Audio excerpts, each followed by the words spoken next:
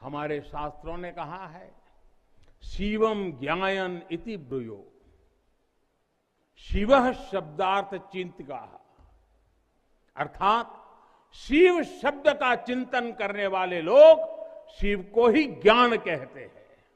इसलिए ये काशी शिवमयी है, ये काशी ज्ञानमयी है। और इसलिए ज्ञान, शोध, अनुसंधान ये काशी और भारत के लिए स्वाभाविक निष्ठा रहे हैं। भगवान शिव ने स्वयं कहा है, सर्व क्षेत्रेषु भूपृष्ठे, सर्व क्षेत्रेषु भूपृष्ठे काशी क्षेत्रम च मे वपु, अर्थात धरती के सभी क्षेत्रों में काशी साक्षात मेरा ही शरीर है। इसलिए यहां का पत्थर, यहां का हर पत्थर शंकर है। इसलिए हम अपनी काशी को सजीव मानते हैं और इसी भाव से हमें अपने देश के कण कण में मातृभाव का बोध होता है। आतताइयों ने इस नगरी पर आक्रमण किए, इसे ध्वस्त करने के प्रयास किए। औरंगजेब के अत्याचार, उसके आतंक का इतिहास साक्षी है। जिसने सभ्यता को तलवार के बल पर बदलने की कोशिश की, जिसने संस्कृति को कट्टरता से कुचलने की कोशिश की, लेकिन इस देश की मिट्टी बाकी दुनिया से कुछ अलग है। यहां अगर औरंगजेब आता है तो शिवाजी भी उठ खड़े होते हैं। हर भारतवासी की भुजाओं में वो बल है, हर भारतवासी की भुजाओं में वो बल है जो अकल्पनीय को साकार कर देता है। हम तप जानते हैं, हम तपस्या जानते हैं, देश के लिए दिन रात खपना जानते हैं। चुनौती कितनी ही बड़ी क्यों ना हो, हम भारतीय मिलकर उसे परास्त कर सकते हैं। विनाश करने वालों की शक्ति कभी भारत की शक्ति और भारत की भक्ति से बड़ी नहीं हो सकती। याद रखिए, जैसी दृष्टि से हम खुद को देखेंगे, वैसी ही दृष्टि से विश्व भी हमें देखेगा। मुझे खुशी है कि सदियों की गुलामी ने हम पर जो प्रभाव डाला था, जिस हिंद भावना से भारत को भर दिया गया था, अब आज का भारत उससे बाहर निकल रहा है। आज का भारत सिर्फ सोमनाथ मंदिर का सौंदर्यीकरण ही नहीं करता, बल्कि समंदर में हजारों किलोमीटर ऑप्टिकल फाइबर भी बिछा रहा है। आज का भारत सिर्फ बाबा केदारनाथ मंदिर का जीर्णोद्धार ही नहीं कर रहा, बल्कि अपने दमखम पर अंतरिक्ष में भारतीयों को भेजने की तैयारी में जुटा है। आज का भारत सिर्फ अयोध्या में प्रभु श्री राम का मंदिर ही नहीं बना रहा, बल्कि देश के हर जिले में मेडिकल कॉलेज भी बना रहा है। आज का भारत सिर्फ बाबा विश्वनाथ धाम को भव्य रूप ही नहीं दे रहा, बल्कि गरीब के लिए करोड़ों पक्के घर भी बना रहा है। साथियों, नए भारत में अपनी संस्कृति का गर्व भी है और अपने सामर्थ्य पर उतना ही भरोसा भी है। नए भारत में विरासत भी है और विकास भी है। आप देखिए, अयोध्या से जनकपुर आना जाना आसान बनाने के लिए राम जन्म की मार्ग का निर्माण हो रहा है। आज भगवान राम से जुड़े स्थानों को रामायण सर्किट से जोड़ा जा रहा है और साथ ही रामायण ट्रेन चलाई जा रही है। बुद्ध सर्किट पर ही काम हो रहा है, तो साथ ही कुशीनगर में इंटरनेशनल एयरपोर्ट भी बनाया गया है। करतारपुर साहिब कॉरिडोर का निर्माण किया गया है, तो वहीं हेमकुंड साहिब जी के दर्शन आसान बनाने के लिए रोपवे बनाने की भी तैयारी है। उत्तराखंड में 4 धाम सड़क महापरियोजना पर भी तेजी से काम जारी है। भगवान विट्ठल के करोड़ों भक्तों के आशीर्वाद से श्री संत ज्ञानेश्वर महाराज पालकी मार्ग और संत तुकाराम महाराज पालकी मार्ग का भी काम अभी कुछ हफ्ते पहले शुरू हो चुका है। साथियों, केरला में गुरुवायूर मंदिर हो या तमिलनाडु में कांचीपुरम वेलंकानी, तेलंगाना का जोगलांबा देवी मंदिर हो या फिर बंगाल का बेलूर मठ, गुजरात में द्वारका जी हो या फिर अरुणाचल प्रदेश का परशुराम कुंड, देश के अलग अलग राज्यों में हमारी आस्था और संस्कृति से जुड़े ऐसे अनेकों पवित्र स्थानों पर पूरे भक्ति भाव से काम किया गया है, काम चल रहा है। भाइयों और बहनों, आज का भारत अपनी खोई हुई विरासत को फिर से संजो रहा है। यहां काशी में तो माता अन्नपूर्णा खुद विराजती है। मुझे खुशी है कि काशी से चुराई गई मां अन्नपूर्णा की प्रतिमा 1 शताब्दी के इंतजार के बाद, 100 साल के बाद अब फिर से काशी में स्थापित की जा चुकी है। मेरे प्यारे देशवासियों, मैं भविष्य दृष्टा नहीं हूं, मैं कर्म के फल पर विश्वास करता हूं। मेरा विश्वास है मेरे देश के युवाओं पर, मेरा विश्वास है देश की बहनों पर, देश की बेटियों पर, देश के किसानों पर, देश के प्रोफेशनल्स पर। ये कैन डू जनरेशन है, कैन डू जनरेशन है। ये हर लक्ष्य हासिल कर सकती है।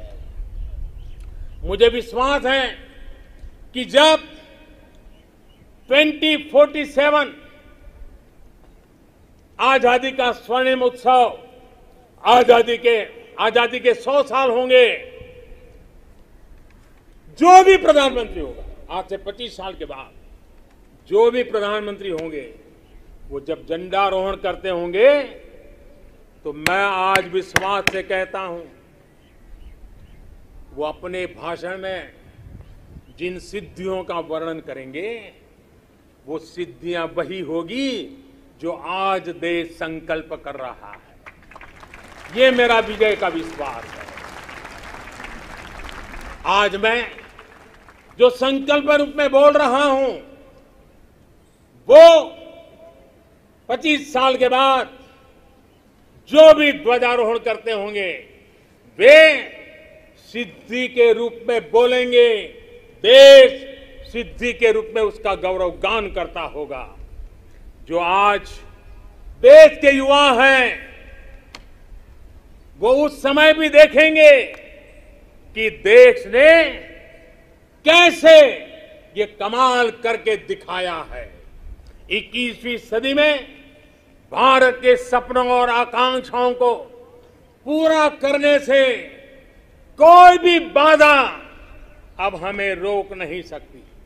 हमारी ताकत हमारी जीवटता है, हमारी ताकत हमारी एकजुटता है, हमारी प्राण शक्ति राष्ट्र प्रथम, सदैव प्रथम की भावना है। ये समय है साझा स्वप्न देखने का,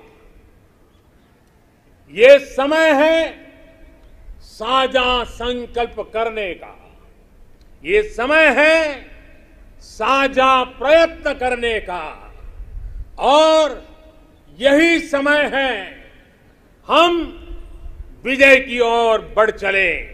और इसलिए मैं फिर कहता हूं, यही समय है, यही समय है, सही समय है, भारत का अनमोल समय है। यही समय है, सही समय है, भारत का अनमोल समय है। असंख्य भुजाओं की शक्ति है, असंख्य भुजाओं की शक्ति है, हर तरफ देश की भक्ति है। असंख्य भुजाओं की शक्ति है, हर तरफ देश की भक्ति है। तुम उठो तिरंगा लहरा दो, तुम उठो तिरंगा लहरा दो, भारत के भाग्य को फहरा दो, भारत के भाग्य को फहरा दो। यही समय है, सही समय है, भारत का अनमोल समय है। कुछ ऐसा नहीं जो कर ना सको, कुछ ऐसा नहीं जो पा ना सको। तुम उठ जाओ, तुम उठ जाओ, तुम जुट जाओ, सामर्थ्य को अपने पहचानो, सामर्थ्य को अपने पहचानो, कर्तव्य को अपने सब जानो, कर्तव्य को अपने सब जानो। यही समय है, सही समय है, भारत का अनमोल समय है।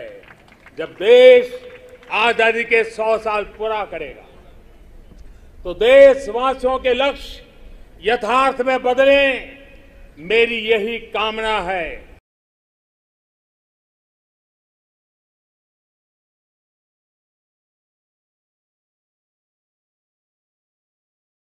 तुम्ही मुसलमाना का जवळ घेता?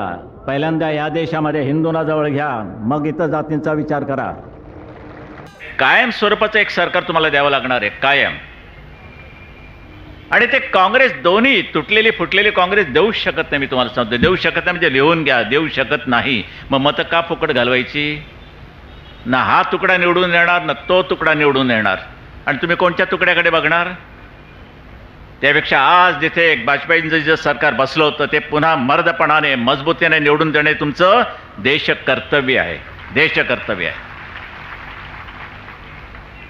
त्या हाताकडे बघू नका, तुमचे हात काय सांगतायत तुम्हाला. ते हात महत्वाचे आहेत, तो एक हात महत्वाचा नाहीये. एवढे हात माझ्या जे समोर आहेत ते देशाचं भवितव्य घडवणारे आहेत. तो काँग्रेसचा हात देशाचं भवितव्य घडवू शकत नाही. हे उदाहरणासहित अनेक लोकांनी पटवून दिलेले आहे तुम्हाला की जर पवारांची सत्ता आणायची असेल तर हे तुटल्याशिवाय आणि फुटल्याशिवाय ते अशक्य आहे. आणि हे फुटणार नाही, आमची युती तुटणार नाही. कोणत्याही परिस्थितीमध्ये पुढच्या वेळेला तुम्हाला त्या मंत्रालयाच्या त्या घुमटावरती भगवा झेंडा शिवशाहीचा युतीचा फडकल्याशिवाय फडकलाच पाहिजे हो, फडकणारच. आणि फडकल्याशिवाय आम्ही स्वस्थ बसणार नाही, फडकवणारच. काँग्रेसने तुम्हाला दगा दिला हे तुम्ही मला आत्ता सांगताय. 50 वर्षात कळलं नाही ही काँग्रेस काय अवलादीची आहे ती. आत्ता सांगताय मला तुम्ही, एवढ्या वेळाने कळलं तुम्हाला. आम्ही परदेशी व्यक्ती या देशाचा पंतप्रधान होऊ देणार नाही, आमचं धोरण आहे. त्यामध्ये सोनिया गांधी व्यक्तिगत आमचं काही नाही. उड्डाणपूल बांधले जात आहेत, आश्रय देत आहेत. पण उद्या 3-4 लाखाच्या मोटारी रस्त्यावर धावू लागल्यानंतर ह्या मुंबईची हालत जी होणार आहे ती पहा. लोकसंख्या वाढते, त्याला आपण काही जबाबदार नाही, पण वाढते. बांगलादेशमधून मुसलमान आले, त्यांना मतदानाचा अधिकार बाळा ठाकरेचा काढून घेतला. स्पष्ट धोरण आहे. निवडणुकीच्या तोंडावर तुम्हाला शाहू महाराज आठवतात, निवडणुकीच्या तोंडावर तुम्हाला ज्योतिबा फुले आठवतात, निवडणुकीच्या तोंडावर डॉक्टर आंबेडकर आठवतात. एरवी कोणी कोणाला विचारत नाही, पुसत नाही आणि आठवणही येत नाही आणि पुतळाही बसत नाही. बहुजन समाजाच्या बाबतीत मला तुम्ही सांगू नका, माझ्या बापाने त्याकरता खस्ता खाल्लेल्या आहेत बहुजन समाजाच्या हितासाठी. पुण्यामध्ये आमच्या घरावरती शेणमार झालेली आहे. पुण्याला आमच्या घरासमोर मेलेलं गाढव टाकलेलं आहे. पुण्याला आमच्या वडिलांच्या प्रेतयात्रा काढलेल्या आहेत जिवंतपणी. हे मी पाहिलेलं आहे, त्या बालवयामध्ये पाहिलेलं आहे. हिंदुस्थानामध्ये आम्ही हिंदू आहोत आणि महाराष्ट्रामध्ये आम्ही मराठी आहोत. गुजरातमध्ये तुम्ही गुजराती असाल, पण महाराष्ट्रामध्ये सोडून द्या, गुजरातमध्ये तुम्ही गुजराती आहात आणि संपूर्ण देशामध्ये तुम्ही हिंदू आहात. बंगालमध्ये तुम्ही बंगाली असाल, पण हिंदुस्थानामध्ये तुम्ही हिंदू आहात. ही हिंदू भूमिका घेतल्याशिवाय तुम्हाला जगता येणार नाही. आणि येणारं हिरवं सावट, येणारं हिरवं संकट तुम्हाला ते परतही करता येणार नाही. या तरुणांमध्ये जर देशाभिमान जर भिनवायचा नसेल तर मग कशामध्ये भिनवायचा? म्युन्सिपाल्टीच्या नळात तिकडे जातात. मग त्यांना काय ओवाळू? आणि आता प्रश्न विचारला की समजा उद्या तुमच्या हातामध्ये सत्ता आली आणि तुमचे आमदार तिकडे गेले, तर मात्र आज तुम्हाला सांगतो सगळ्यांना, यापुढे एक आमदार तर शिवसेनेतनं फुटला तर मात्र कायद्याची पर्वा न करता त्याला रस्त्यात तुडवा.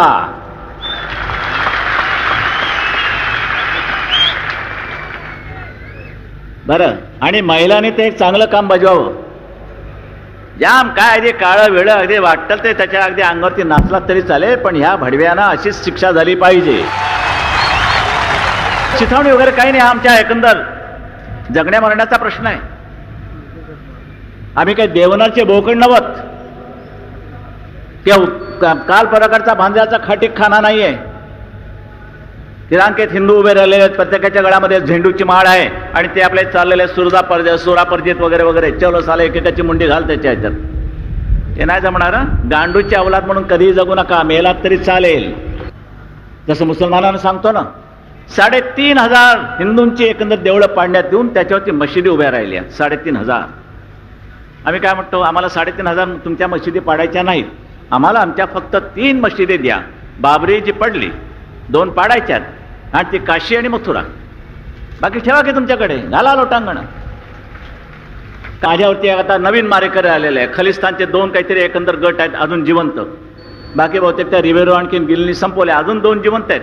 त्यातला एक मारेकरी जुहूला आला आणि जुहूहून पाकिस्तानला गेला. माहिती कोणाची? पोलिसांची. कुठे रे गेला तो बाळासाहेबांना मारलेला माणूस. साहेब तो आता जुहूला हॉटेलमध्ये. अच्छा, हां, व्यवस्था झाली आहे ना, बघ काही कमी पडू देऊ नको, असं काही झालं तरी तो मारेकरी आहे.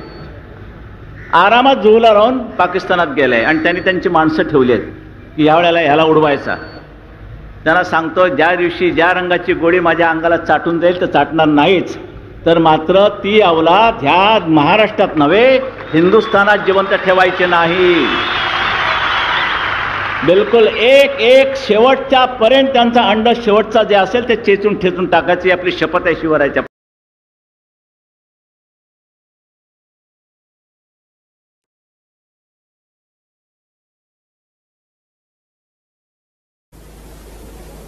प्लासी की लड़ाई में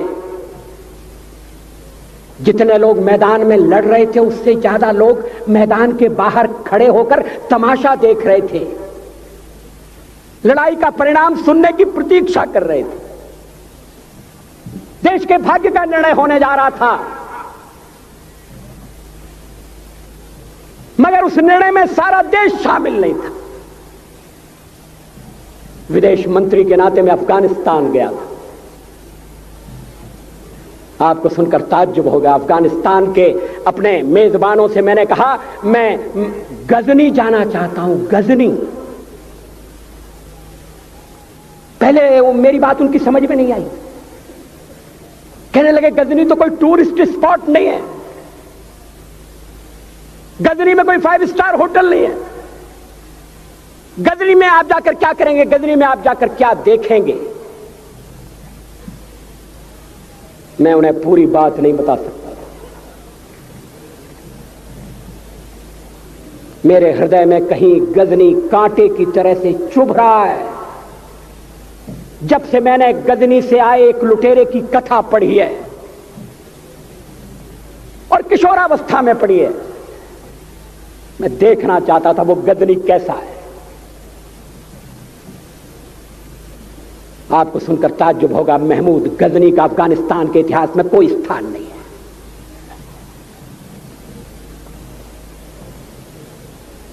गजनी छोटी सी जगह है, छोटा सा गांव है.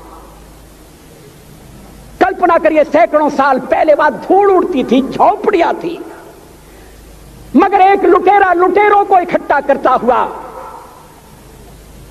सोने की चिड़िया को लूटने के लिए चला आया. आपस की फूट से जो राजा है वो लड़ेगा, जो क्षत्रिय है वो लड़ेगा. हमने समाज के बहुत बड़े वर्ग को लड़ने के अधिकार से वंचित कर दिया.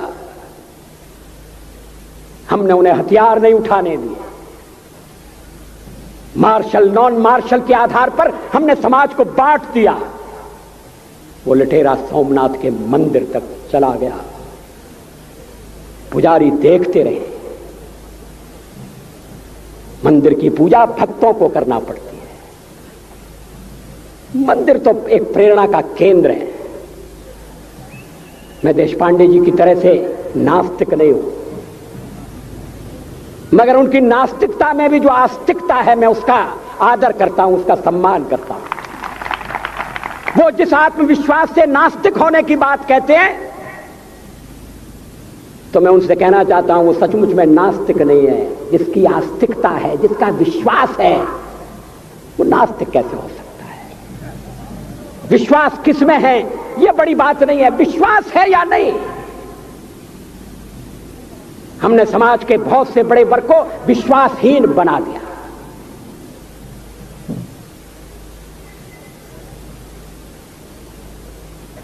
लोगों ने हथियार नहीं उठाए,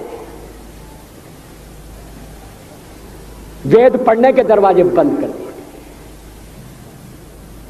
इसलिए हम पादाक्रांत हुए। अफगानिस्तान में मैंने एक बात और देखी। मुझे जिस होटल में ठहराया गया उसका नाम था कनिष्क। अफगानिस्तान एक मुस्लिम देश है। मुझे बड़ा ताज्जुब हुआ। मैंने कहा कनिष्क यहां कहां से आया? तो मेरे साथ अफगानिस्तान के विदेश मंत्री थे। मैंने कहा कनिष्क आपका कौन लगता है? कनिष्क से आपका क्या संबंध है? कहने लगे कनिष्क हमारा पूर्वज है, कनिष्क हमारा पुरखा है। He was one of our forefathers। मैंने कहा तब तो हमारे आपके पुरखे एक हैं। अफगानिस्तान के लोगों ने उपासना पद्धति बदली है, संस्कृति नहीं बदली। आज के भारत के परिवेश में यह सुनने के बाद थोड़ा विचित्र लगता है। हमारे यहां तो धर्मांतरण के साथ राष्ट्रांतरण होता है, ऐसा दृश्य दिखाई देता है। पड़ोसी देशों में ऐसा नहीं हुआ। अभी राम जन्मभूमि का मामला चल रहा है। एक विदेशी आए, कहने लगे राम जन्मभूमि का क्या झगड़ा है? हमने कहा इस पर विवाद हो रहा है कि श्री राम कहां पैदा हुए थे, और जहां पैदा हुए थे वो स्थान उनके मंदिर के लिए प्रयुक्त किया जाए या न किया जाए। वो इंडोनेशिया से आए थे, वो मुसलमान है। कहने लगे हम तो समझते थे कि राम के लिए सारे भारत में आदर होगा, सम्मान होगा। हमने कहा ये आपने कैसे समझा? कहने लगे आप तो इंडोनेशिया आ चुके हैं। इंडोनेशिया में बहुत से लोगों ने इस्लाम स्वीकार कर लिया, मगर श्री राम को विस्मृत नहीं किया, श्री राम को भुलाया नहीं। इंडोनेशिया के बाली द्वीप में 1 महीने रामायण की लीला होती है। मैं उस समारोह में जा चुका हूं। उस समय भी विदेश मंत्री मेरे पास बैठे थे। मैंने कहा ये रामायण ये क्या हो रहा है? मैंने कहा एक्सीलेंसी ये मंच पर क्या हो रहा है? कहने लगे एक्सीलेंसी आपको पता होना चाहिए। हमने कहा मुझे तो पता है मगर मैं जानना चाहता हूं। कहने लगे ये रामायण है, ये राम है, ये लक्ष्मण है, ये सीता है। हमने कहा इनसे आपका क्या संबंध है? आप तो मुसलमान हैं। कहने लगे हमारा संबंध बहुत पुराना है, हमारा तब का संबंध है जब हम मुसलमान नहीं हुए थे। थाईलैंड की राजधानी अयोध्या कही जाती है। थाईलैंड के राजा को आज भी राम कहा जाता है। सावरकर जी ने हिंदू राष्ट्र की बात की, हिम्मत के साथ। बुनियादी तौर पर भारत हिंदू राष्ट्र है।